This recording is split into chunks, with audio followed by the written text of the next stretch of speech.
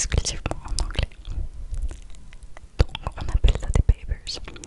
En réalité des papers c'est des dossiers, c'est des petits mémoires entre 5 et 10 pages.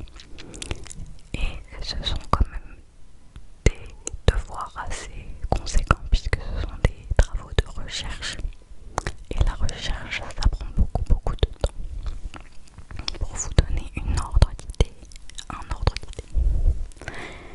pour un travail de 5 pages environ, j'avais 20 pages de prise de notes sur différents articles, livres, ouvrages, revues, tout ce que vous voulez, d'ordre académique. Donc, un travail de recherche, c'est énorme. Donc voilà ce que j'ai dû faire pendant les vacances. Et je devais rendre ça mi-janvier. Donc en vrai, j'avais du temps. Mais pendant les vacances, j'avais besoin de souffler. Donc je suis allée voir mes meilleurs amis. Et j'ai fait Noël avec eux. J'ai fait un faux Noël avec eux. Donc j'ai fait ça quelques jours avant Noël. On a fait un Secret Santa et tout. On s'est fait pendant, je crois, 3 jours. C'était trop bien. Vraiment trop bien. Surtout qu'on est un grand groupe et qu'il y avait pas un grand groupe. On est 7. Bref, mais il y avait des personnes que j'avais pas vues depuis longtemps. Donc j'étais trop contente de les revoir. Et je crois que c'était la première fois qu'on se revoyait tous ensemble depuis un ou 2 ans. Je sais plus. Bref, c'était trop bien.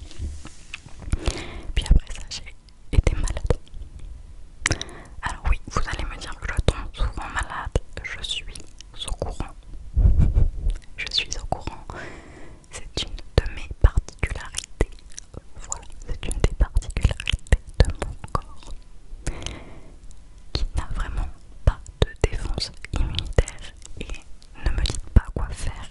Je sais. Ne vous inquiétez pas, c'est traité. Mon médecin est au courant. C'est lui qui me l'a dit. Vous inquiétez pas. Tout va bien.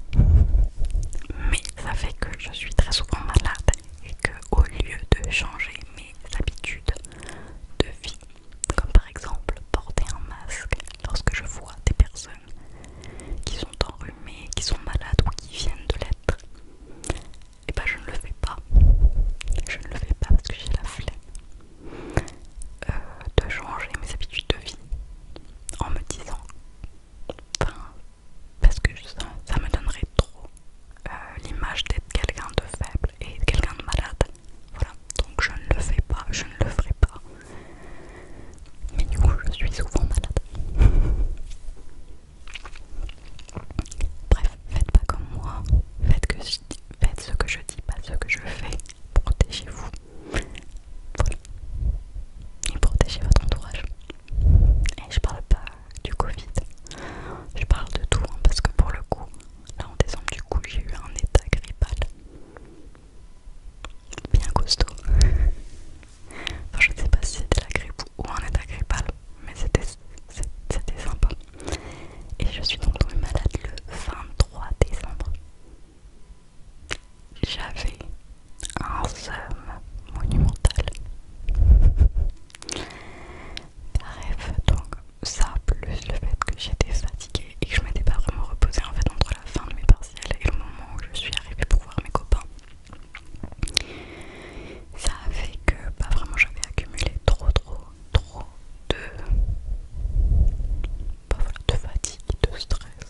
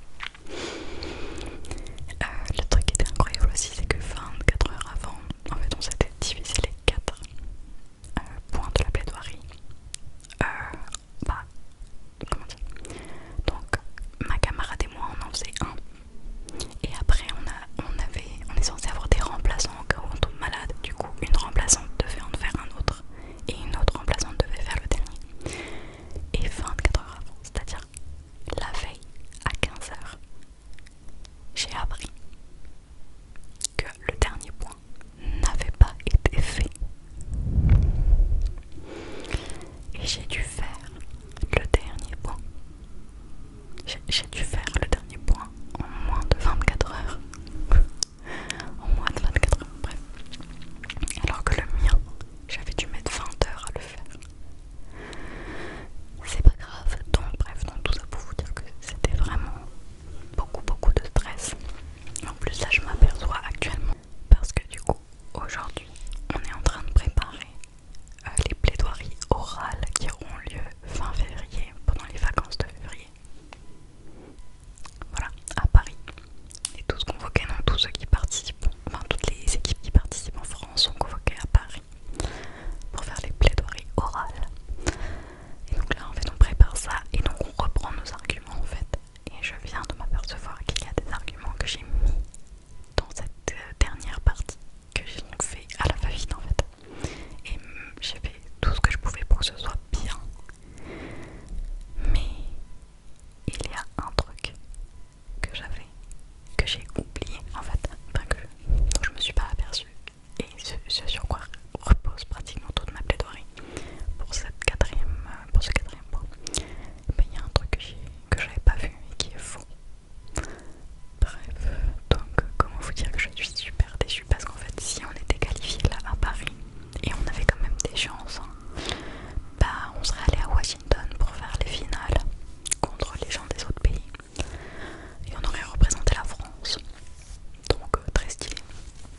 Enfin bref, donc tout ça pour vous dire qu'en fait on a travaillé comme des bêtes pour rien parce qu'au final on va pas être qualifié parce que même si nos plaidoiries orales sont très bonnes, la moitié de la note repose aussi sur la plaidoirie écrite et que la plaidoirie écrite est bâclée, pas terminée, ne tient pas la route et en plus il y a des trucs faux dedans. Yay. Bref, poursuivons. Donc après avoir fait ce rendu là, donc ça c'était le 17 janvier à minuit, voilà, on l'a rendu. On est donc rentré chez nous et 24 heures plus tard c'était mon anniversaire. Donc on avait cours tous les matins à 8 heures, voilà. Et ce matin là de mon anniversaire je me suis réveillée pour aller en cours donc vers 6 heures. Et là je me sentais pas bien, mais pas bien du tout.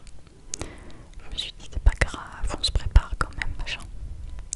Ah non, non en fait j'étais vraiment pas bien. Je suis tombée genre super malade d'un coup, d'un seul en fait, genre vraiment.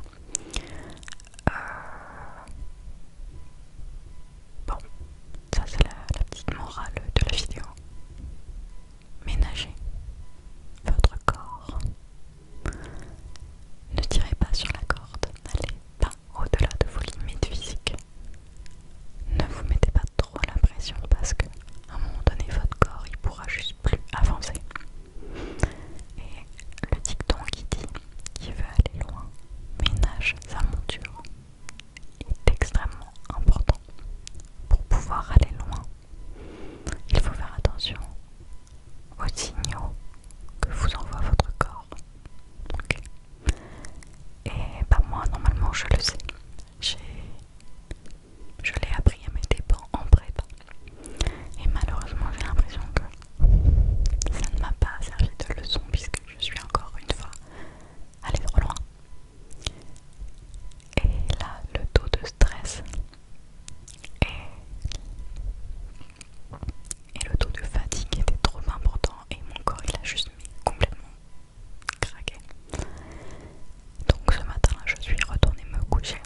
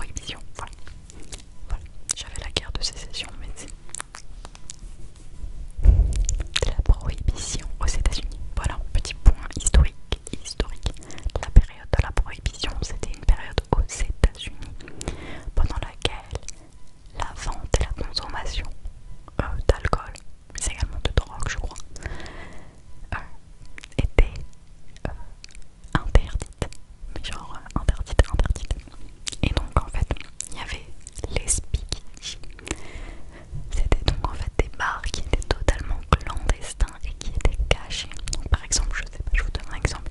Il y a une bibliothèque, tu tires un livre, ça t'ouvre une porte et derrière, t'as un bar. Façon Gatsby le magnifique. Voilà, si vous connaissez, très bon film au passage, j'ai bien aimé. Bref, donc là c'était façon speakeasy, donc il fallait que tu arrives, que tu donnes un mot de passe, que mon pote t'avait repéré sur les réseaux sociaux. Donc tu donnes le mot de passe, et puis tu rentres par une porte qui a pas trop l'air d'être une porte, enfin bref, voilà. C'était sympa. Et en fait, donc c'était un bar qui changeait de thème tous les mois. Et il avait juste changé ce jour-là, donc ils avaient tout donné, il y avait quelques danseurs et tout, et le thème c'était l'Inde.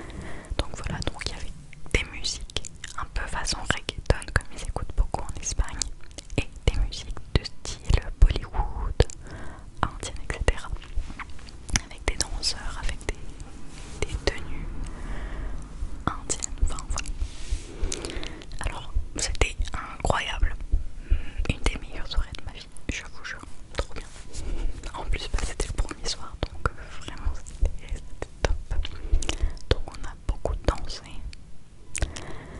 on avait eu nos verres dans des énormes figurines de... Alors moi c'était un dragon et mon pote c'était un éléphant rose, je crois. Bah, il y avait plein d'autres trucs, ça dépendait du cocktail que tu choisissais en fait. Et puis il y avait aussi donc ma meilleure copine qui était avec nous, mais elle avait choisi un plus simple, donc elle avait eu un verre plus simple. Et ensuite, donc voilà, on a dansé, franchement, j'ai tout donné, j'ai fait mes meilleures danses. J'étais tellement contente de pouvoir respirer et de juste de n'avoir rien à penser d'autre que le moment présent et que le fait que j'étais en train de m'amuser, que j'ai tout donné. Voilà, c'était trop bien. En plus on a rencontré plein de gens, enfin plein de gens, on a rencontré quelques personnes et tout, on a discuté, machin, dont un danseur qui dansait trop bien. Bref, ensuite on est rentré et le lendemain, qu'est-ce qu'on a fait le lendemain? Ah oui, le lendemain, alors je suis toujours celle qui se lève la première parmi mes copains, donc je suis allée chercher le petit déjeuner. Ensuite, nous sommes allés visiter le musée du Prado. Prado, Prado, Prado, Prado, Prado. Trop bien, trop bien. Alors c'est assez grand, bon pas comme le Louvre, mais c'est quand même assez grand, à tel point qu'on s'est perdu. On s'est perdu. Alors bon, on a vu plein de sculptures et de tableaux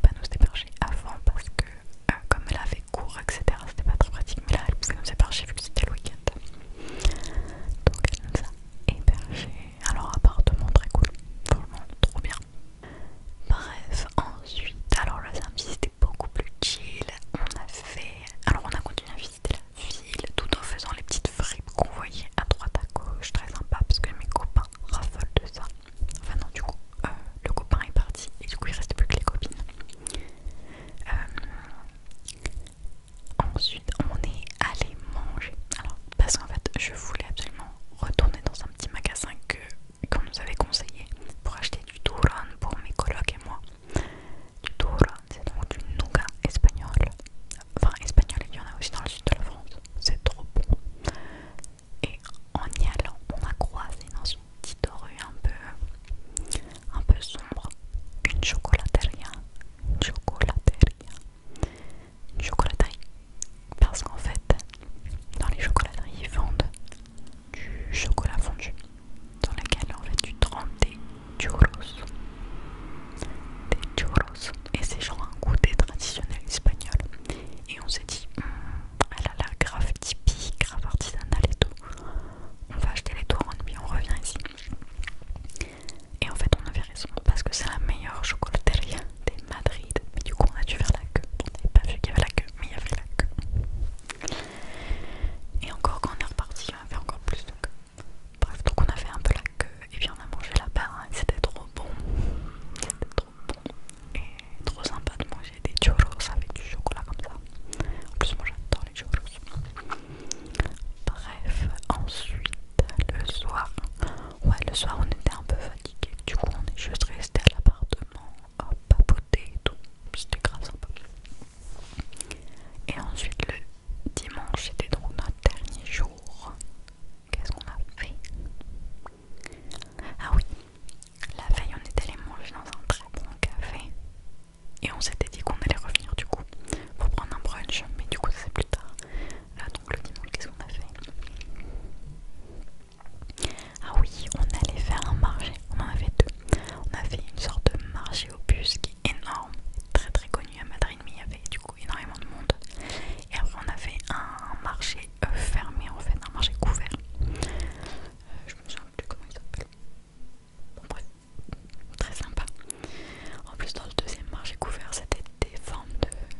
Enfin il y avait plein de stands qui vendaient... Alors déjà le marché est trop beau en lui-même. Et après t'avais plein de stands qui vendaient des sortes de tapas et de pâtisseries mais de très très bonne qualité. Genre un peu des trucs un peu revisités machin, enfin, ça avait l'air incroyable. Mais on n'a pas mangé là parce qu'on avait mangé avant dans un restaurant de tapas. Pareil, façon auberge. C'était trop bon, c'était trop stylé. Bref. Qu'est-ce qu'on a fait ensuite? Ah oui, après on a continué à marcher et on est arrivé au Palacio Real, donc au Palais Royal. Et on a visité la cathédrale qui est juste en face, enfin juste à côté. Waouh! Alors, waouh! C'était très très très très très très beau, c'était magnifique. Pareil, je vais vous mettre